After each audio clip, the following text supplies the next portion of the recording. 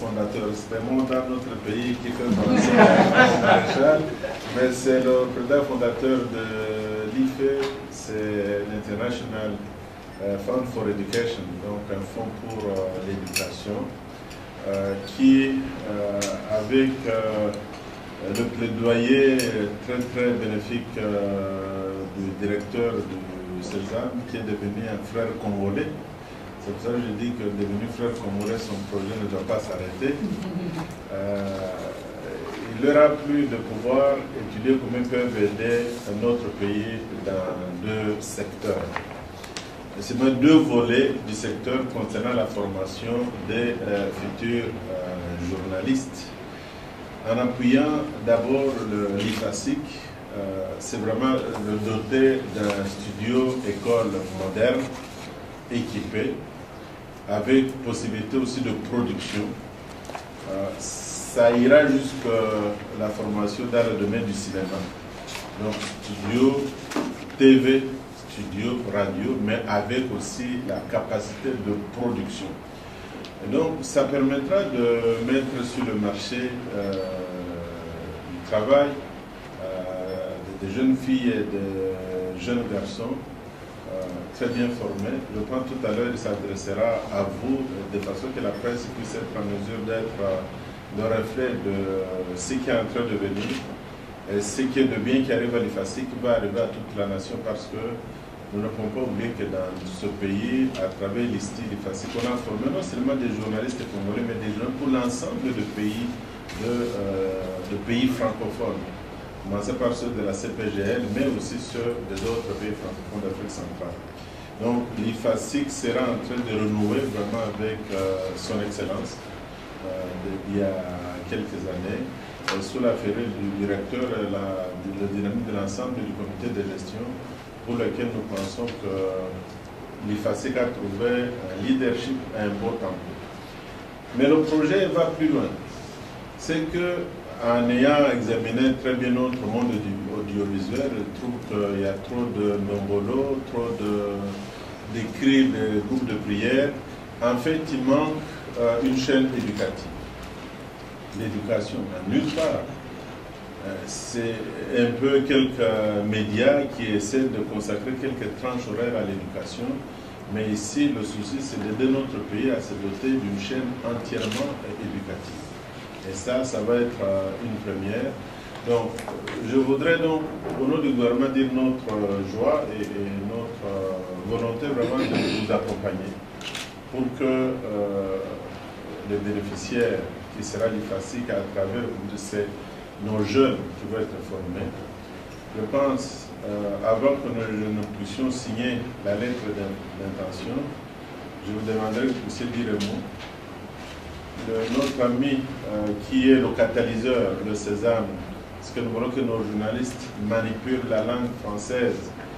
Et au-delà de la manipulation de la langue, nous savons que le Sésame veut nous aider à nous réapproprier notre culture, notre histoire, notre géographie. Je pense que ce sont des éléments peut-être que les gens ne perçoivent pas suffisamment, mais le Sésame, en nous aidant aussi à former au niveau des ISP, de formateurs de haut niveau pour les PSP, c'est un projet qui est multiforme, c'est toujours l'occasion qu'ils puissent nous rappeler à cette mission.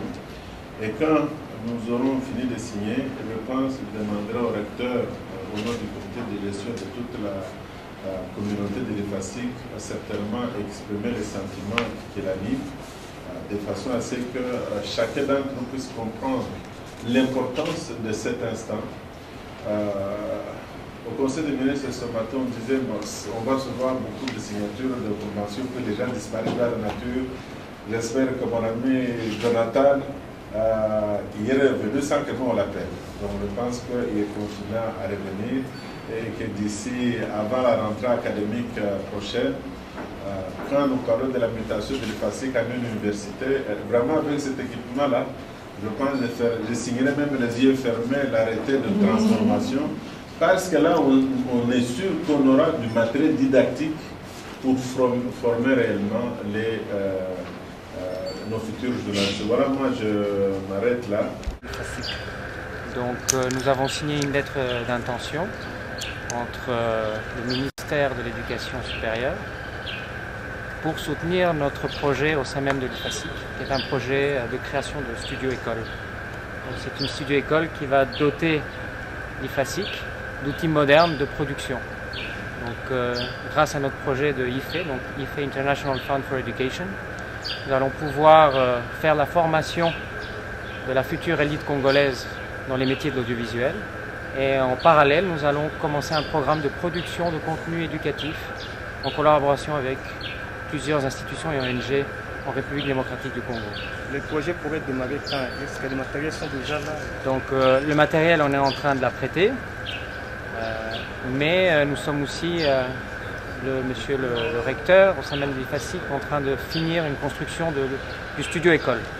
Donc une fois que le studio-école sera opérationnel, donc les murs, nous rentrerons avec notre matériel pour pouvoir commencer à faire la formation et la production de contenu éducatif. Approximativement quand? À la rentrée. À la rentrée. En septembre, octobre, on devrait être opérationnel. Ouais. Journée toute particulière pour l'Institut facultaire des sciences de l'information et de la communication. Tout simplement parce que cette entreprise soutenue hautement par les ministres de tutelle trouve aujourd'hui l'élément central, cette lettre d'intention que le ministre vient de libérer, laquelle lettre autorise à IFE de pouvoir obtenir quelques mannes du côté du ministère espagnol de la coopération au développement. Et c'est cette enveloppe qui autorise l'obtention de l'outil moderne, je dirais même ultra moderne, cet outil pédagogique qui nous manque, qui nous fait défaut dans la cour.